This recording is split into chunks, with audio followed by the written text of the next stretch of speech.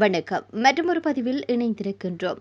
கடந்த 7 ஆண்டுகளில் நாடு எதிர்கொண்ட உயிர்த்த ஞாயிறு தாக்குதல் முதல் மத்திய கிழக்கு போர் வரையிலான 5 துயர சம்பவங்களினால் இலங்கை தற்போது மிகவும் பாரதூரமான மற்றும் அபாயகரமான நிலையை எதிர்கொண்டுள்ளது என்று எதிர்க்கட்சித் தலைவர் சஜித் பிரேமதாச தெரிவித்தார். சந்திமா விஜய குணவர்த்தனவினால் எழுதப்பட்ட நூல் வெளியீட்டு விழா கொழும்பு மகாபலி கேந்திர நிலையத்தில் இடம்பெற்ற போது அதில் பிரதம அதிதியாக கலந்து கொண்டு உரையாற்றும் போது இதனை அவர் குறிப்பிட்டார். அவர் மேலும் தெரிவிக்கையில், நாட்டின் உணவு பாதுகாப்பு, பொருளாதாரம், சமூகம், அரசியல் இறையாண்மை மற்றும் மக்களின் வாழ்க்கை முறை என அனைத்தும் இன்று பெரும் ஆபத்தில் உள்ளன. வழக்கமான கோட்பாட்டிற்குள் முடங்கி கிடக்காமல் நிலவும் சவால்களுக்கு நடைமுறை ரீதியிலான தீர்வுகளை தேட வேண்டியது அவசியமாகும். இலங்கையின் கடலோரங்களில் காணப்படும் எரிவாயு மற்றும் எரிபொருள் வளங்களை பல்வேறு தரப்பினரின் அழுத்தங்கள் காரணமாக பெற முடியாத நிலை நீடிக்கின்றது. வெளிநாடுகளை சார்ந்திராமல் சொந்த முயற்சியினால் நாட்டின் வளங்களை பயன்படுத்தி தன்னிறைவை அடைய வேண்டும். உள்நாட்டு காய்கறிகள், பழங்கள் மற்றும் விளைபொருட்கள் பயன்படுத்தி உணவு பாதுகாப்பை உறுதிப்படுத்த வழிமுறைகளை நோக்கி நகர வேண்டும். நாட்டின் கலாச்சாரம் மற்றும் நாகரிகத்தை வேண்டுமென்றே சீரழித்து நாட்டிற்கு பொருந்தாத ஏகாதிபத்திய கருத்துக்களை நிலைநிறுத்த சில குழுக்கள் சூழ்ச்சி செய்து வருகின்றன. இத்தகைய தீவிர வலதுசாரி மற்றும் நவதாராளவாத கருத்துக்களுக்கு அடிமையாகாமல் மக்கள் விழிப்புடன் இருக்க வேண்டும். வெளியிடப்பட்டுள்ள இந்த நூல் நாட்டின் கலாச்சார முக்கியத்துவம் மற்றும் உணவு பாதுகாப்பு போன்ற பிரச்சினைகளுக்கு தேவையான பதில்களை தந்துள்ளது என தெரிவித்திருந்தார். இதேவேளையில் முன்னாள் அமைச்சர் மற்றும் அரசியல் பிரமுகர்களுக்கு எதிரான நீதிமன்ற வழக்குகள் குறித்து அமைச்சர் பிமல் ரத்நாயக்க வெளியிட்ட கருத்துக்கள் நீதித்துறையின் சுயாதீனத்தில் அரசு மேற்கொள்ளும் நேரடி தலையீடு என்று ஐக்கிய மக்கள் சக்தியின் தேசிய அமைப்பாளர் திச அத்தநாயக்க தெரிவித்தார்.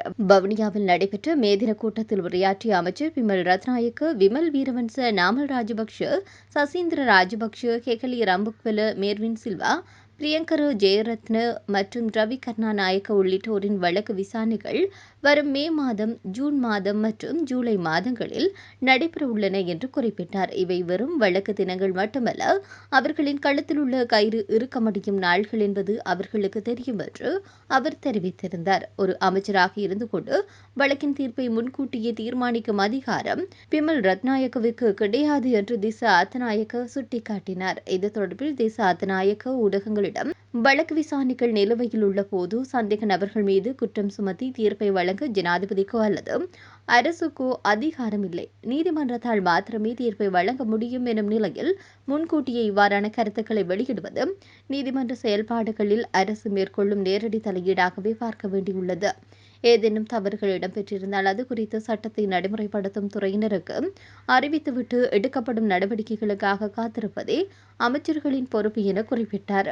இதேவேளையில் யாருடைய வழக்கை முதலில் விசாரிக்க வேண்டும் மற்றும் யாரை சிறைக்கு அனுப்ப வேண்டும் என்பதை தேசிய மக்கள் சக்தியின் பெலவத்த கட்சி அலுவலகமே தீர்மானிப்பதாக ஸ்ரீலங்கா பொதுஜன பெரமுனவின் நாடாளுமன்ற உறுப்பினரான நாமல் ராஜபக்ஷ தெரிவித்தார்.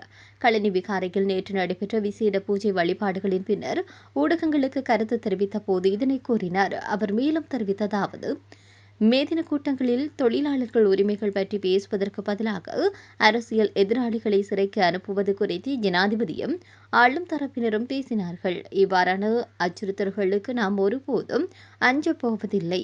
தேசிய மக்கள் சக்தி வழங்கிய வாக்குறுதிகள் போலியானவை என்பதை மக்கள் உணர்ந்துள்ளதால் அரசு தற்போது அடக்குமுறையை கையாண்டு வருகிறது.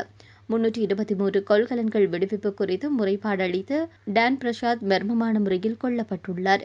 $2.5 மில்லியன் மோசடி விவகாரத்தில் திரைசேரியின் முன்னாள் உதவி பணிப்பாளர் உயிரிழந்தமை சந்தேகத்திற்குரியது. அரசின் ஊழல் மோசடிகளை நாம் தொடர்ச்சியாகவே வெளிப்படுத்துவோம் என குறிப்பிட்டார்.